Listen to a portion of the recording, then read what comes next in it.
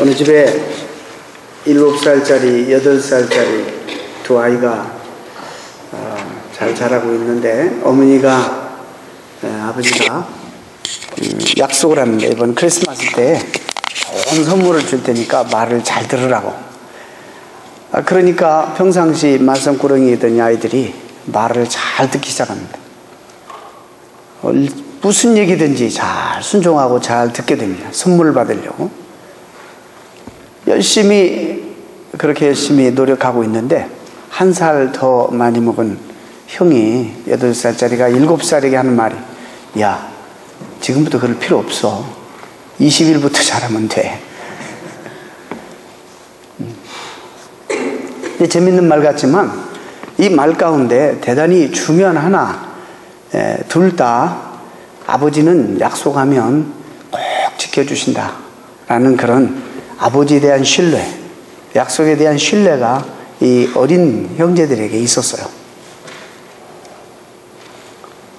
우리가 늘 그렇게 고백하고 믿는다고 하지만, 정말 하나님께서 우리에게 약속해 주신 귀한 약속들에 대해서 우리가 얼마나 신뢰하고 믿고 있는지 한번 이 성탄 시즌에 점검해 볼 수 있기를 바랍니다. 오늘은 신앙생활은 결국에 기다립니다 라는 이런 사실상 제목을 가지고 말씀을 드리려고 합니다. 지난 시간에 말씀드린 것처럼 사람은 사람을 위로할 수가 없습니다. 우리에게 위로자는 하나님밖에 없습니다. 그리고 하나님 말씀밖에 없습니다. 왜냐하면 우리의 모든 상황을 아시고 우리를 진정으로 도와줄 자는 주님밖에 없기 때문입니다. 그런데 오늘 이 본문에 나이 많이 드신 시몬이라는 사람이 이스라엘의 위로자를 기다리고 있었다. 이런 본문을 우리가 함께 읽었습니다. 우리가 지금을 대강절이라 그렇게 말합니다. 대강절이라는 의미는 도착한다라는 의미의 뜻을 가지고 있습니다. 우리가 손님을 기다릴 때 손님이 도착한다, 도착했다 라는 그런 의미를 가지고 있다는 것입니다.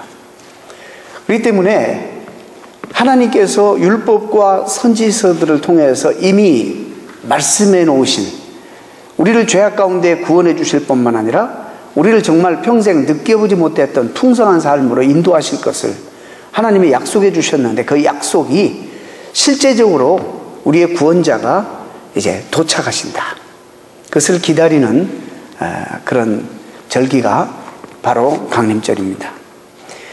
강림절기에는 우리가 한 4가지 정도를 깊이 묵상하고 생각해야 될 필요가 있습니다. 첫째는 2000년 전에 이 땅에 육신으로 오신 그리스도의 구주 탄생회를 우리가 회상하는 의미가 있고, 그 다음에 다시 우리들의 마음속에, 우리의 삶의 현장 속에 말씀과 영으로 또 새롭게 임재해 주실 것을 기다리는, 또 소망하는 그런 의미가 또 있고요. 아직도 그리스도를 영접하지 않고 거부하고 있는 불신 세계와 역사 속에 임재해 주실 것을 간절히 기대하고 소망하는 그런 우리의 소망도, 그런 마음도 있어야 되겠고, 더 나아가서는 마지막으로 마지막 때에 이제는 심판주로 영광스럽게 다시 오실 그리스도를 기다리는 계절로 우리가 이 강림절을 지켜야 된다고 생각합니다. 사실 이 강림절은 교회 절기 중에서 사실 시작입니다. 우리는 달력의 1월 1일이 시작이지만 교회력은 이 강림절로 사실 새해가 시작된 것입니다. 대단히 의미가 있는 것입니다. 기다린다. 메시아가 우리에게 오셔야지. 그 주님이 우리에게 오셔야지. 그분이 말씀과 그분이 영으로 우리에게 오셔야지 우리의 삶이 정말 생명도 누리고 또 그런 삶을 살 수 있다는 것을 의미하는 대단히 중요한 교회력입니다. 인간들은 정월 초하루를 새해 첫날이라고 하지만 우리 교회력은 이 강림절을 모든 절기의 첫 번째 절기라 이렇게 사실상 이야기하기 때문에 우리 신앙생활의 새해는 이미 시작된 것입니다. 주님을 그 사모하고 기다림으로부터 사실상 신앙생활의 절기가 시작되는 것입니다. 하나님의 약속을 믿고 기다리는 신앙생활, 이것이 우리 신앙생활의 핵심이라 이렇게 말씀드릴 수가 있습니다. 그래서 우리가 믿음이 적은가 큰가를 알아보려면 똑같습니다. 어린아이일수록 참을성이 없습니다. 기다리지 못합니다. 그러나 성숙해질수록 뭐가 우리가 발달되느냐면 참고 기다리고 인내하는 그런 내구력이든지 인내심이 많이 향상되고 발전합니다. 신앙생활도 마찬가지예요. 처음에는 조급해요. 못 기다려요. 하나님이 그렇게 말씀하셨는데도 못 기다리는 거예요.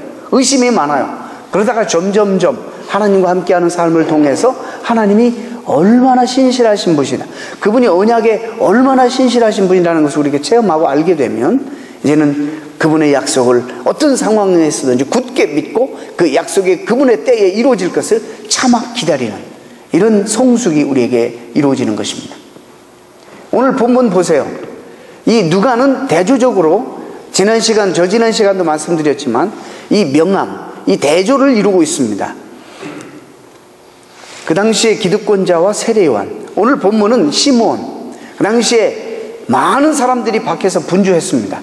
자기 것을 지키기 위해서 혈안이 되었고 시간과 모든 정열과 그리고 모든 에너지와 그들의 모든 물질을 다 활용해서 자기의 위치 또 자기 것을 지키기 위해서 애쓰고 분주하게 살아가고 있었습니다. 근데 뭘 지금 대조하고 있냐면 그러나 두 노인을 또 누가는 그리고 있습니다. 그런 상황 속에서, 같은 문화 속에서 하나님의 약속을 그냥 말로만이 아니라 고백만이 아니라 실제적으로 성전에 앉아서 기다리는 두 안나와 시므온을 누가가 다루고 있다는 사실이 굉장히 우리가 주목해 봐야 될 그런 기사입니다. 오늘도 우리가 성탄을, 이 강림절을 맞이하는 우리의 태도에 있어서 정말 이렇게 다를 수가 있습니다. 같은 문화 속에 살면서 무슨 일로 우리가 이렇게 분주하고 무슨 일로 이렇게 흥분하느냐, 우리 한번 점검해 봐야 될 것 같습니다. 오늘 본문에 시므온을 평가할 때 경건한 사람이라고 그랬어요. 경건한 시므온은 위로자를, 이스라엘의 위로를 기다렸다.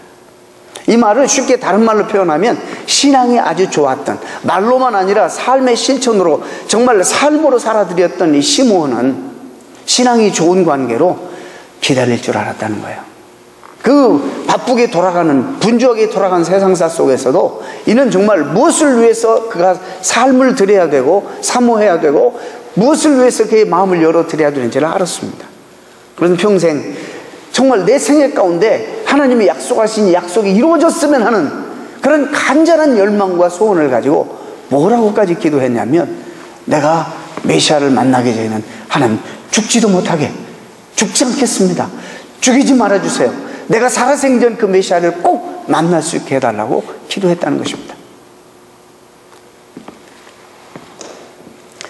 여러분, 구약 전체의 모든 그 사건과 인물들이 그들의 신앙생활의 내용을 보게 되면 그 전체가 다 오실 그리스도, 오실 메시아를 믿음으로 기다리는 역사, 오실 메시아는 하나님이 주신 그 약속, 언약, 여기에 중심인데 그 하나님의 약속이 실현되는 것을 믿음으로 기다리는 그런 역사가 구약의 역사입니다.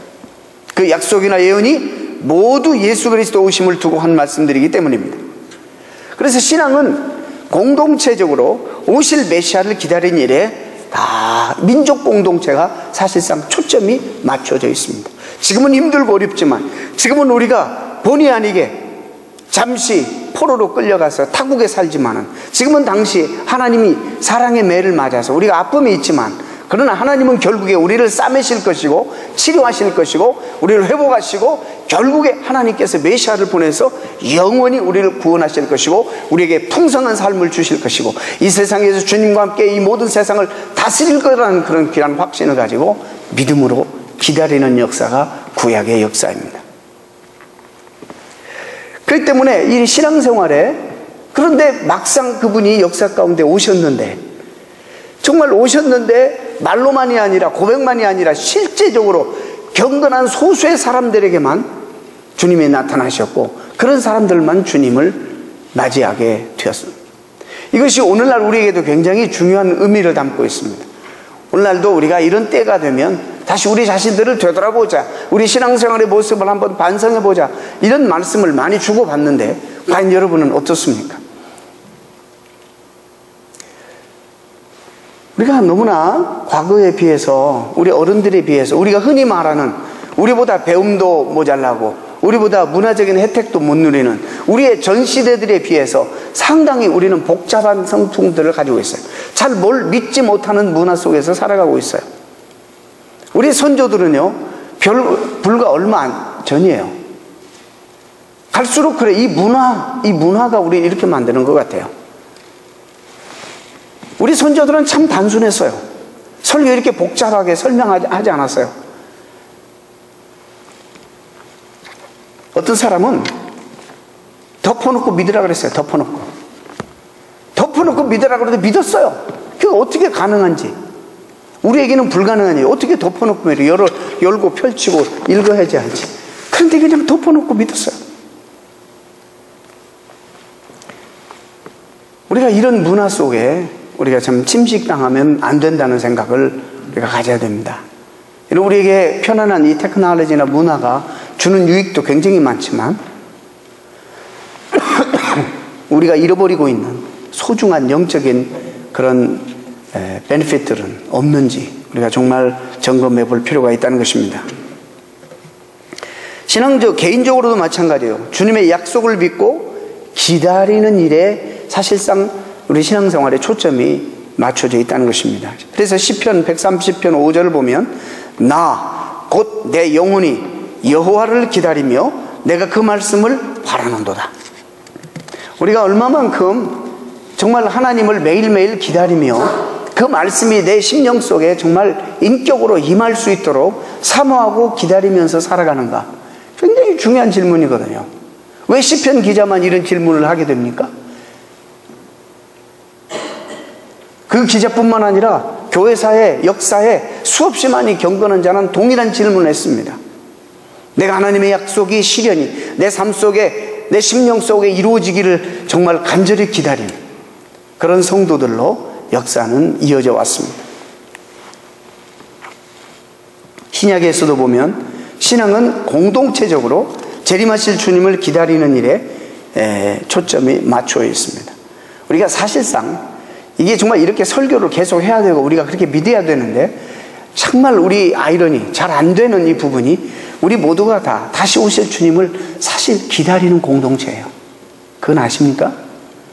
우리가 다시 오실 주님을 기다려야 하는, 사모하고 기다려야 하는 공동체예요. 주님이 승천하실 때 허탈한 주님의 제자들이 먼 하늘을 바라보고 있을 때 천사가 나타나서 말씀 주십니다. 너희들이 이렇게 허탈하게 하늘만 우르르 바라보느냐? 너희들이 보는 앞에서 가신 그대로 다시 너희들에게 오시리라. 그 말씀 붙들고 다시 오실 주님을 기다린 공동체가 초대교회예요.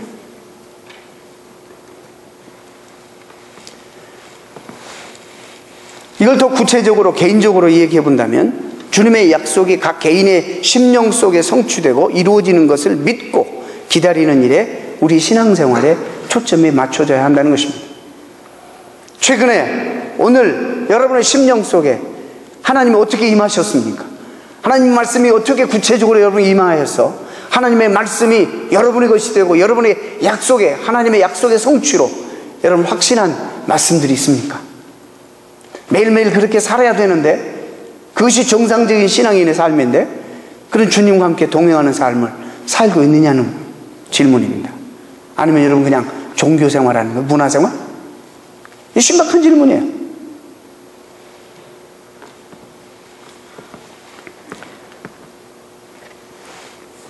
사도행전 1장 4절에 보면 주님이 이렇게 말씀하세요. 예루살렘을 떠나지 말고 내게 들은 아버지 약속하신 것을 기다리라. 그 말씀을 받고 감람원에서 주님이 승천하실 때 몇 명의 성도가 있었는지 잘 모르지만 적어도 120명은 이 약속을 기다리기 위해서 흩어지지 아니하고 마가 요한의 다락방에 가서 전혀 기도에 힘썼어요. 그리고 그 하나님께서, 예수님이 그들에게 주신 언약이 그들이 기다릴 때 어떻게 됐어요? 성취됐어요. 성령이 그들에게 충만히 임했어요. 이것이 신앙생활이에요. 내가 하나님 말씀을 늘 우리가 읽으면서 약속을 받습니다. 수없이 많은 약속들과 하나님의 복의 약속들이 우리에게 주어졌습니다. 이것이 우리의 심령 속에, 우리의 삶의 현장 속에 이 약속이 이루어지는 것이, 이것을 체험하는 것이 신앙생활이라니까요. 뜬구름 잡는 소설 읽는 것이 아니라, 나와 별로 상관이 없는 제3의 인물의 이야기가 아니라 나와 그분과의 관계, 그분이 나를 통해서 나를 변화시켜 가시고 내 삶에 뛰어 들어오셔서 나를 책임지시고 내 연약함을 하나님께서 채우시고 나를 하나님의 영광스러운 아름다운 자녀답게 살게 만드는 그런 놀라운 그분과의 역사가 매일매일 삶 속에 일어나고 있느냐는 것입니다.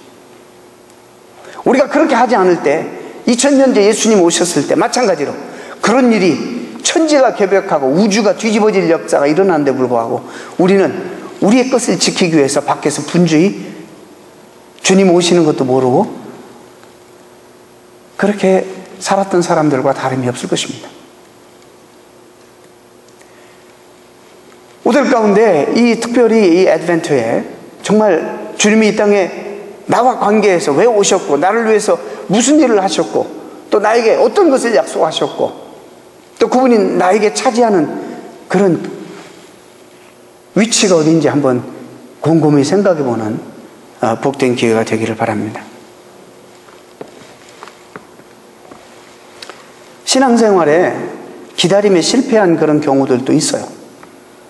물론 이제 나중에는 결국에 이런 과정을 통해서 그가 성숙해서 믿음의 조상이 됐지만, 아브라함이 처음에는, 신앙이 어릴 때는 이 기다리는 것이 너무 힘들었어요. 어느 날 갑자기 하나님 나타나셔서 75세가 될 때에 내가 너에게 큰 민족을 이루게 해주겠다, 하나님 약속을 받았어요. 그런데 그 약속을 믿기까지는 상당한 시간이 걸린 거예요. 여러분, 하나님이 말씀하셨다면 천지가 무너져도, 세상이 뒤집어져도, 어떤 일이 있어도 그 약속은 이루어진다, 그렇게 하나님의 신실성을 믿기까지는 시간이 걸렸다는 겁니다. 처음에는 아브라함이 그 약속을 받고 이루어야 되는데 안 이루어지는 거예요. 그러니까 인간적으로 큰 민족을 이루어야 되는데 못 기다리는 거예요. 기다리는 게 사실 쉽지가 않아요. 그래서 엘리에셀을 상속자로 삼습니다.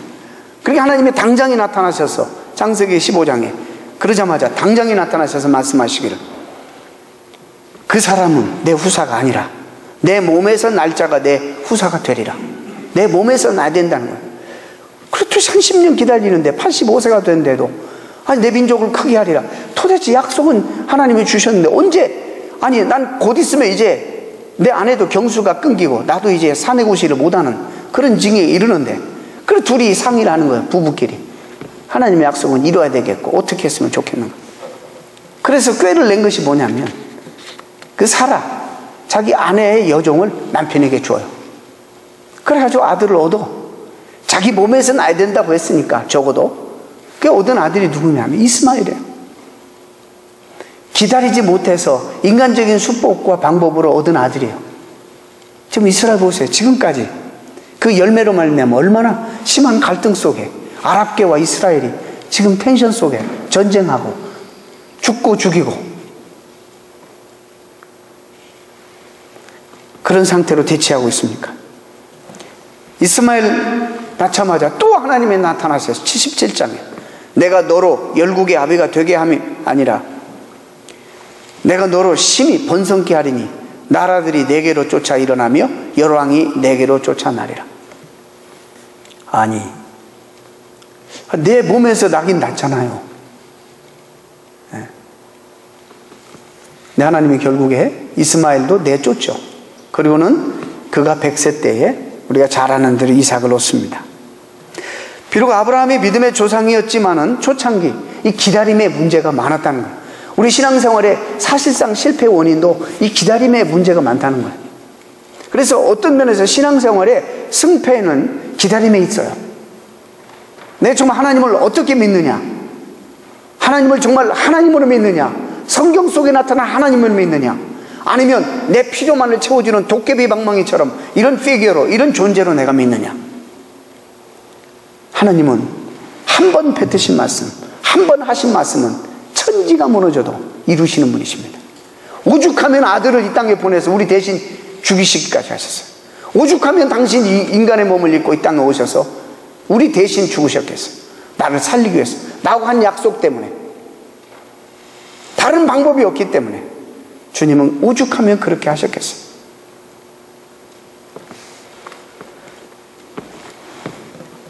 기다림에 성공한 사람 많잖아요. 노아도 그랬어요. 노아가 어느 정도 회개의 메시지를 증거한지 아세요? 우리하고 그때는 훨씬 평균 연령이 높으니까 놀라지 마시기 바랍니다. 그러나 120년간 회개 메시지를 외쳤어요. 그것도 노아, 비가 한 번도 내려본 적이 없는 그 땅에, 개념도 없는 그 땅에 하나님이 약속하시니까, 하나님이 말씀하셨으니까 그 대낮에 구름 한 점 없는 그곳에 120년 동안 방주를 지어요. 여러분, 이게 쉬울 것 같아요? 이게 쉬울 것 같으냐고요. 계속 시청각 교육을 보여주면서 하나님이 이렇게 말씀하셨다. 회개하고 돌아오라. 아무도 듣지 않았어요. 기다림에 이 사람은 성공했어요. 요셉은 어떻습니까? 언제 요셉에게 막 간절히 그랬어요? 가만히 있는 요셉에게 하나님이 말씀으로 꿈으로 나타나셨어요. 그 어릴 때부터 비전을 줬어요. 하나님의 약속과 언약을 허락해 주셨어요. 그래서 요셉은 어릴 때부터 그걸 붙들고 나는 함부로 살 수 없는 사람이라고 믿었어요. 그 약속이 하나님이 하신 약속이기 때문에 언젠가 자기 생애 가운데 꼭 이루어질 것으로 믿었어요. 어떤 환난과 역경이 와도 그는 하나님이 하신 약속을 붙들고 믿었어요. 근데요, 하나님이 그렇게 약속하셨으면 그 뜻이 이루어지는 방향으로 나가야 되는데 이상합니다. 그 뜻이 이루어지는 방향으로 나가는 것이 아니라 엉뚱한 방향으로 나가고 자꾸 또 사인을 줘야 되는데 더 어려움만 주는 거예요. 여러분, 13년 넘도록 형제들에게 미움받고 죽다 거의 살아나서 물건으로, 상품으로, 노예로 팔리고 타국에 가가지고 외롭게 남의 집에 종살이 하면서 열심히 한 죄로 또 뭐죠? 누명을 써가지고 감옥에 들어가고,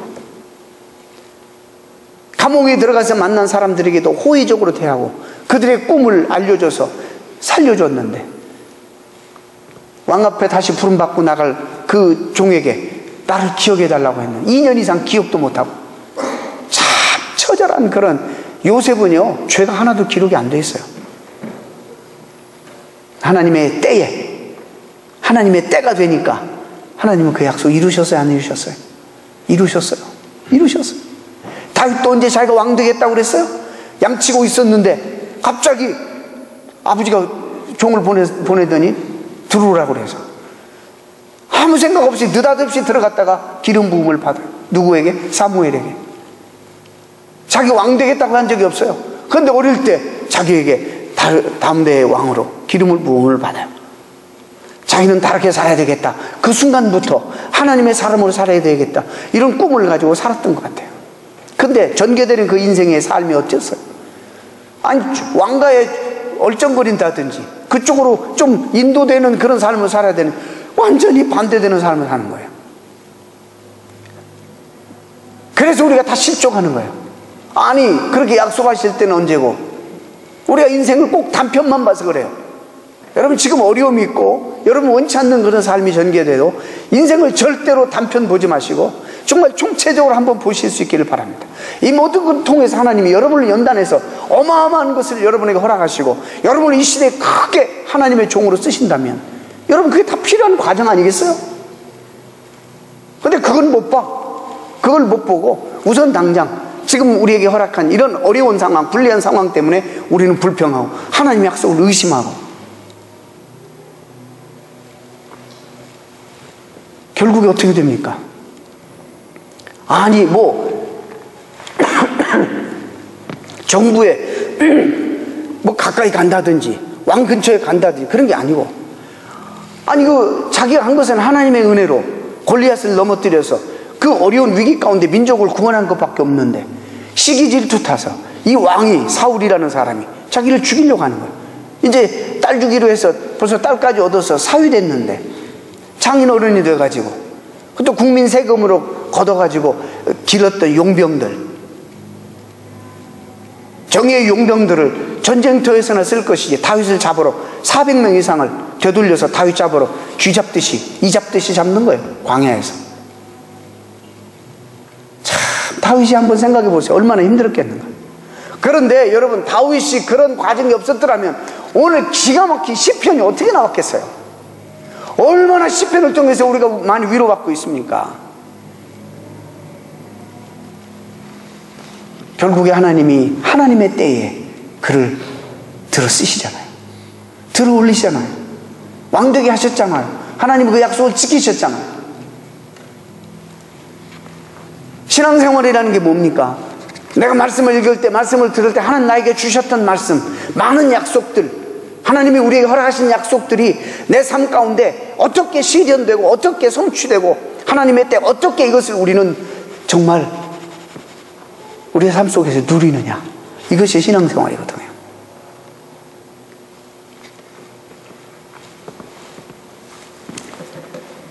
이 애드벤트 시즌에 시몬이라는 사람이 우리에게 바로 그런 모습을 보여줘요. 안나라는 사람도 결혼한 지 7년 된 후에 여러분 사별했어요. 가지고 과부가 된 다음에 84년 동안 과부로 살면서 오로지 그가 사모한 건 뭐냐면 이 언약이, 하나님의 언약의 중심 메시아가 자기 생애 가운데 좀 도착해서 성취되어서 하나님의 영광스러운 뜻을 자기도 맛보고 이루는데 좀 일익을 담당했으며, 결국에 그들은 주님을 품에 안았잖아요.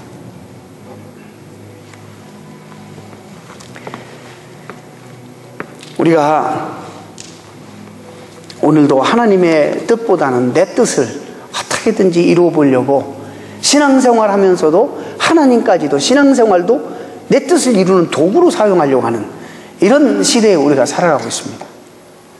여러분, 그러지 않습니까? 처음에는 그렇게 시작했더라도 신앙생활이 조금 성장하면 이제는 하나님의 뜻을 좀 관심을 가져야죠. 그분 뜻 안에 내 뜻이 다 있는 건데, 결국에 그분의 뜻이 이루어지면 내가 이 세상에 가장 행복한 건데, 그걸 우리는 아직 모른단 말이죠.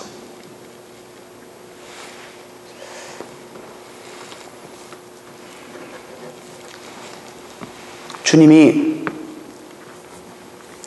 이 땅에 오셔서 공생애를 사시면서 그 생애가 딱 두 가지로 나눠질 수 있다고 말한다면, 캐나다의 그 영성학자 헨리 나우엔이 그 글에서 영성의 길이라는 책에서 어떤 단어를 사용하냐면 내어 맡겨, 내어버리다, 내어 맡기다, 이런 단어가 예수님의 그 두 번째 생애의 가장 결정적인 핵심 단어다, 이렇게 말했어요.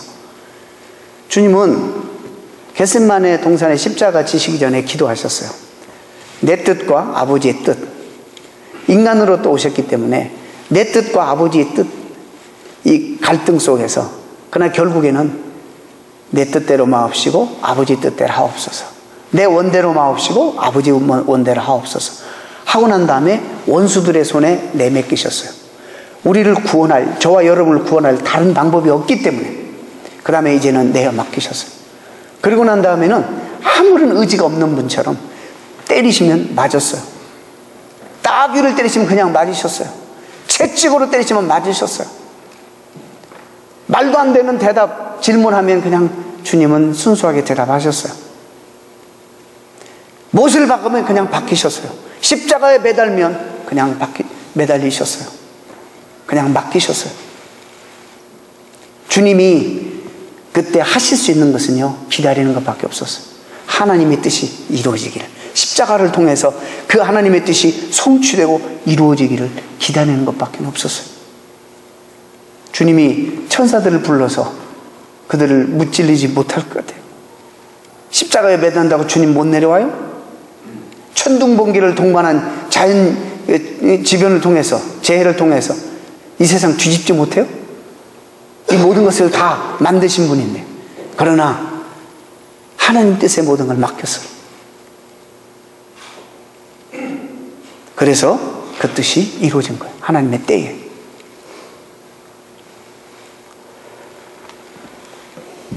우리가 신앙생활하면서 주님에게 이 점을 배워야 할 것입니다. 자, 한 가지만 여러분들에게, 그러면 우리의 책임은 뭡니까? 자, 하나님이 하시는 일이 있고 우리의 책임은 뭡니까? 또 이런 질문이 생기죠.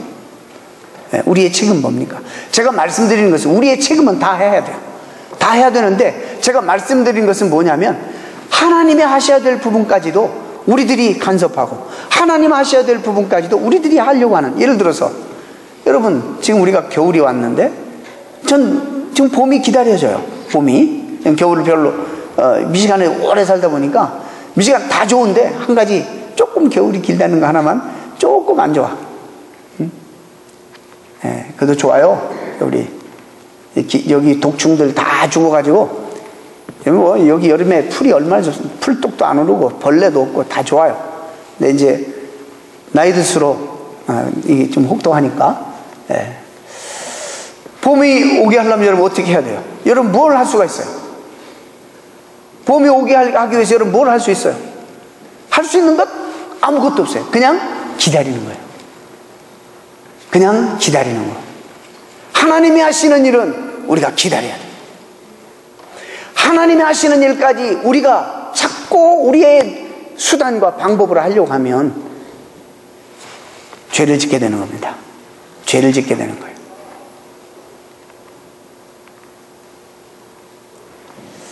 여러분들이 개인적으로 그건 어떻게 이해할까 한번 생각해 보시길 바랍니다. 하나님이 주시는 복은 물론 물질의 복도 포함합니다. 그것을 하나님의 때에 하나님이 주실 거라면 꼭 주실 거니까 여러분이 인간적인 수단 방법으로, 부정한 방법으로 해서는 안 된다는 거예요. 오히려 여러분 그렇게 할 때 이것들이 그런 도덕성이 없는 이런 물질이나 이런 삶이 여러분의 올무가 되어서 여러분을 부단히 괴롭히고 힘들게 할 것이라는 겁니다. 우리 교회가 더 부흥되고 정말 그러기를 다 우리가 바라고 소원해요. 정말 소망합니다. 그런데 하나님의 방법이고 하나님의 뜻이 있는 거예요. 남의 교회는 조금 실족했다고 가지고 그 교회를 비난하고 어떻게든지 그 교인들을 뺏어오려고 하는, 하나님이 하시는 방법이 아니에요. 안 믿는 사람 찾아다니면서 복음을 전하고, 믿었다가 실족해서 오랫동안 교회 나가지 않는 사람들에게 가서 생명의 복음으로 전도하는 것은 얼마든지 하나님 뜻이고 기뻐하시는 일이지만, 잘 다니고 있는 사람은 어떻게 다 만족해요? 이런 부분도 있고 저런 부분도 있고, 그거 봐 우리 교회 나오라니까 또 안 나오더니 그렇구만. 그래서 막 그 교회를 헐고 말이죠. 말을 함부로 하고. 이건 하나님의 뜻이 아니에요. 그래서 우리가 많이 모아놨다 생각해보세요. 하나님 기뻐하실까? 그런 수단 방법 가리지 않냐고 무조건 채워놓기만 하면 하나님이 기뻐하실까? 아니라고 보는 거죠. 요즘 수요일날 여러 가지 간증 테이프를 듣는데 굉장히 저도 도전을 많이 받아요. 하나님이 하시는 일이 있고 우리가 하려면 우리의 최선을 다해야 되는데 이미 우리가 알아요. 하나님의 방법대로 해야 돼요. 한 사람이 정말 믿지 못할, 이민교회에서는 그 불가능한 일이지만 1년에 480명을 안 믿는 사람들 찾아다니며 전도해서 교회로 인도했다는 이 놀라운 사실이 지금도 가능하구나. 하나님이 하시면 가능하구나. 근데 우리에게 문제는 그런 열정이 우리에게는 왜 이렇게 없는가? 수요일날 나오시면 그 테이프를 여러분이 들을 수 있습니다. 다 끝나고 난 다음에 사이트 알려드리고 그 전에는 안 알려드려요. 소문내지 마시기 바랍니다. 그러면 에이 집에서 편안히 앉아서 들을 수 있는데 왜 교회까지 나오나 또 그럴까 봐서. 그걸 놓고 우리가 도전받고 함께 기도해야 되기 때문에 그렇습니다.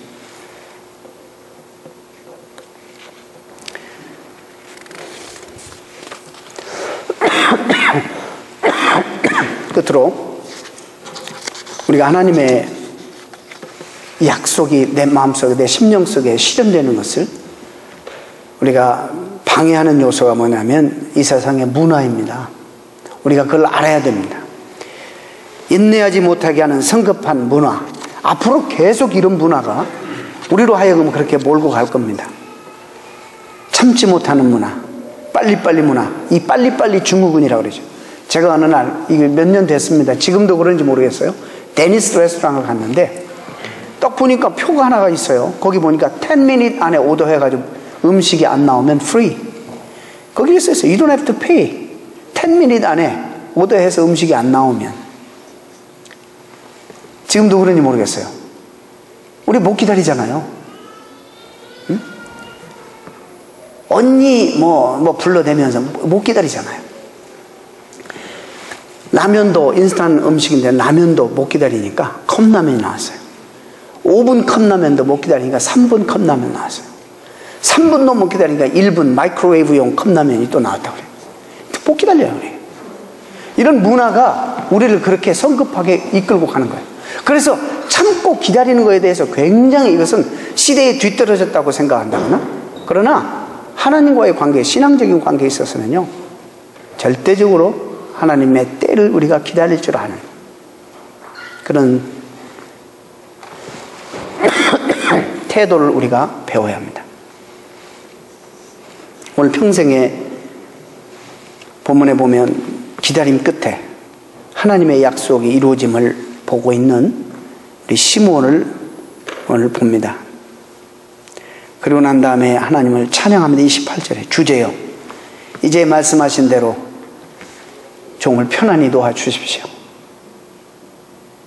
내가 이 주님을 만났으니 더 이상 내가 이제 여한이 없습니다. 우리 평생의 소원이 정말 뭐가 되어야 될 것인지 한번 생각해 보실 수 있기를 바랍니다. 이 시즌에 다른 무엇보다도 우리가 분주하고 우리 심령이 바빠야 될 것은 도대체 주님이 이 시즌에 외면당하지 아니하고 나와 내 주변과 내 공동체 안에 영으로 말씀으로 충만히 임해서 그분은 말로 다 할 수 없는 영광을 받으시고 그분이 기쁨이라고 하는데, 그분이 이 땅의 평화라고 하는데 그 기쁨과 평화를 나도 누리고 주변이 누려서 더 좋은 세상, 더 밝은 세상, 더 하나님의 나라가 우리를 통해서, 그분을 통해서 확장되는 역사에 쓰임받고 그리고 기여하는 성도들이 될 수는 없을까? 우리의 조급증 때문에 기도 조금 해보고 안 되면 시험받고 하나님의 약속을 의심하고, 어린아이가 아버지가 선물을 사준다고 하니까 그 연약한 아버지의 말로 끝까지 철저하게 믿는데 우리가 하나님 아버지의 약속을 믿지 못하고 의심한다면 어떻게 되겠는가? 그 하나님이 이렇게 우리에게 약속하십니다. 하나님은 우리를 사랑한다고. 하나님이 우리를 사랑할 뿐만 아니라 우리를 구원해 주셨다고. 또 우리에게 풍성한 삶을 허락해 주신다고. 임마누엘로 세상 끝날까지 내가 너희와 함께하리라 약속해 주셨고, 내가 너희를 통해서 품은 내 뜻이 이루기까지 너희를 결탄코 떠나지 않겠다고 약속하셨습니다. 그 약속을 붙들고 오늘도 우리의 삶 형편이 어떠하든지 차마 믿음으로 꼭 그 외의 모든 약속들이 내 개인적인 삶 속에서, 우리 가정을 통해서, 우리 공동체를 통해서 꼭 이루어지고 말 것이다. 하나님이 꼭 이루어질 것이다. 이것을 믿고 좌절하거나 실망하거나 의심하지 않고 하나님을 높이시고 하나님 앞에 영광된 삶을 매일매일 사시는 여러분 되시기를 주님의 이름으로 축원합니다. 기도하겠습니다.